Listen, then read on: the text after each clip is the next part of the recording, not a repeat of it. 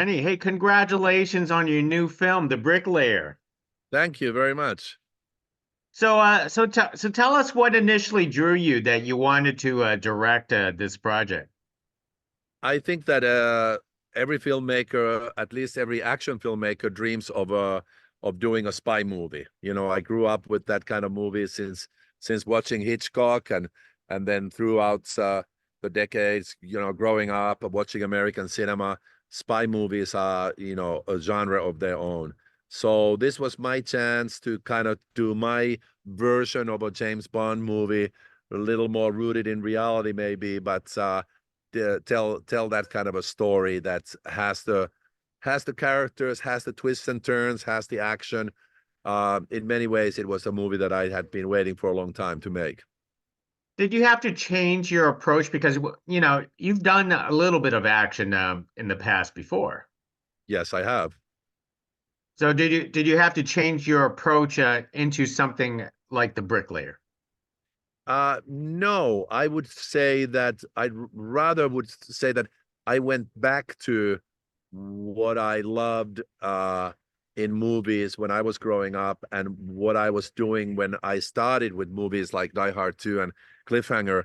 Uh, Basically, somewhat realistic action with no CG effects, no digital stuff, but showing, people fighting or doing car chases that are real, done on camera, where, the blood and guts and sweat and dirt is real. And you are not watching digidoubles and digital cars floating weightlessly in the air. I felt like that's the kind of a movie I wanted to see, and I believe that other people would want to see that too. What I don't want to accuse you of anything, but why you're against the digital effects of using digital stunts and stuff because I do have to admit your car chases was amazing in this film. Thank you. No, I'm not against digital. It's modern times, and in certain instances, it certainly makes things easier, makes things safer. Uh, but I think when films go too far, uh, the scenes lose reality. It feels like things defy gravity, whether it's how cars move in a car chase or how people move when they are involved in fights. Uh, and uh, and I just had a craving to go back to what I fell in love with, which was, of course, you can say that these movies are still cartoony, but still the action is rooted in reality. It's stuntmen and it's actors doing it on camera, and I think there's some kind of a special appeal about it. No, I'm not disagreeing with you. That's what makes Mission Impossible or the John Wick movies amazing. It's because of the realism of the Yes. action. Yes. So let's talk about some of this action. Tell us how you pulled off that car chase scenes. I can't. Were they actually in the real streets of Greece? Because I can't imagine you maneuvering those vehicles through there. Yes, it's very tricky. I really, I scouted Thessaloniki, and I found this old town, which was, cobblestone streets, very narrow and beautiful buildings, beautiful old buildings. And I said, I want to do the car chase here, and I was told that's impossible. You'll never get the permits, and you'll never be able to do it. And long story short, I was able to convince everybody, starting with the mayor of the city, that it would be a actually good for the city to do it there. And but it's a real challenge because not only challenge for the actors and the stunt drivers, the cars, the special effects, doing it in a real place like that is very tight quarters, and you can't destroy anything. You can't hit any walls, you can't break windows, you can't do anything like that. And then it's just safety issues for the people who live and work there. There are shops and restaurants and houses and apartments there. So we had to have safety people everywhere, making sure that by some, crazy happenstance, while we've told everybody for days that we are going to shoot there and there's warnings everywhere, and we've told door to door to everybody, there could be some kid who just runs out the door, or some old lady who comes out the door just when the cars are driving 100 miles an hour past their place. So it takes a lot of safety considerations, and a lot of people just at every doorway and every intersection, making sure that it's safe to do what we do. And it's a challenge, but it's also the fun of it, to the satisfaction of then, driving these cars really fast through these streets, and having drones follow them, and camera cars, follow them, and all that stuff. It's really satisfying when it works. And the crash scenes were they also in public too? The controlled crash scenes? Yes, all the crashes were right there on those streets, and of course, cars that we set up with stunt drivers and so on. But it was all right there on the streets. When the Mercedes breaks through a wall, that wall we constructed, we of course had to be a movie wall, otherwise we would have killed everybody. Uh, but pretty much, yeah. And when the van rolls through the store, uh, that store we built, we just kind of added to the block of existing buildings. There was an empty lot, and we built our own building there. So of course we had to add something to the real place, but it was 85% was real. It's amazing, kudos to Mercedes with their with their cars and your chases. But I also want to add, you had an amazing fight scene with the rain sequence scenes. I mean, there's one thing just to choreograph a fight scene, but there's another thing is to choreograph a fight scene that is in a dark setting and also wet. I mean, tell us about how you pulled that off and how challenging that was. Well, thank you for noticing that, because that was definitely our most challenging sequence, and I take the full blame because I wrote that sequence. When I read the script, there was no action for the first 30 pages, and I said to the producers, like, you have to add an action sequence earlier, because people are coming to see an action movie, and if they sit for 30 minutes just watching dialogue, they're gonna get bored.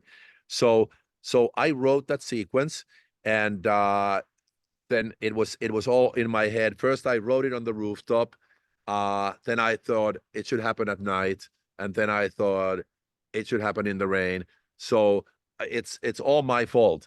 I can only blame myself, and it was definitely hard. It was hard for the actors and the stunt people, and like, think about the logistics, which I don't think the audience needs to and is equipped to figure out. But if we first think that, okay, we are on a rooftop, so we're talking about 200 crew members somehow getting to that rooftop through series of elevators and ladders and however you get on a rooftop, and then they have to be there safely. They can't fall off the roof. They have to be on the roof, and the actors, stuntmen, and the whole crew has to be on the rooftop. Then it's at night, so now there's the extra danger of, like, it's dark, and you have to keep it safe, and then you have to light it. How do you light a rooftop? You have to bring lights onto the rooftop, or you have to have giant cranes so there's light on the rooftop, because obviously you can't see anything without movie lights. And then you have to create rain. Rain in movies, as you know, it's never real rain. It's created. We have rain towers and rain bars. So you have to get the rain bars onto the rooftop and have these hoses coming from the bottom to the rooftop to create the rain. And then, all those things add up, and it's extremely hard.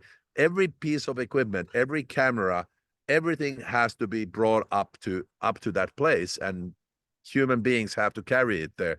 Uh, and then you have to have the actors and stuntmen. We've rehearsed and rehearsed and rehearsed the choreography of the fight, but now it's dark, and now it's raining, and it's cold.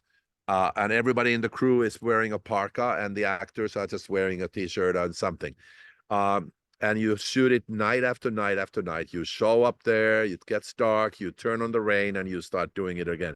So it's definitely, it's time consuming, it's complex, it's dangerous, it's tricky, it's uncomfortable. But that's when you need actors like Aaron Eckhart, who is like I'm going to do this. I want it to look great. And I realize it looks much better because it's raining. It makes it more extreme and it makes it more challenging and it makes it more painful. Uh, and so it's just a combination of great crew and actors who are willing to tolerate that punishment. And as you can see in the movie, it's all Aaron. There's no stunts.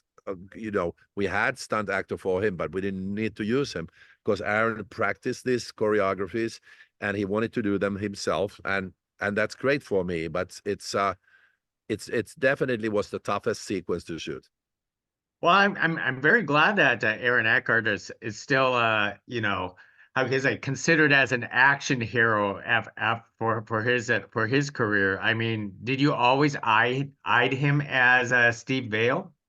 Yeah, he was the first actor we went to, and he loved it. He loved the script, and to me, uh, action movies are all about the characters, and the characters only work if good actors portray them.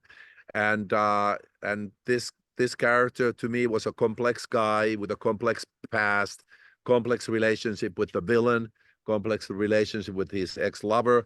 And I really wanted a good dramatic actor. And I believed that Aaron would also have the physical side to make it all feel real. And he trained very hard. He trained several months with a boxing coach, just to be prepared and be ready, not as a martial arts fighter, but like a real guy who fights in a real way.